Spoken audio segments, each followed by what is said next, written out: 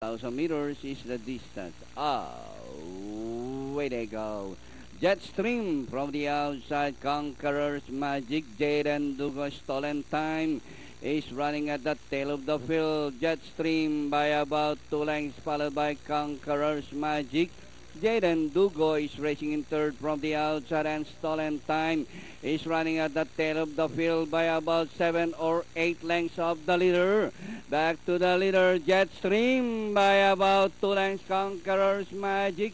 Jaden Dugo is racing on the outside and getting closer in for the Stolen Time as the action swing towards the long nag-stretch run with a favorite. Jetstream is still setting the pace by about 3 lengths. Conqueror's Magic Danori inside, Russia Stolen Time, Jaden Dugo.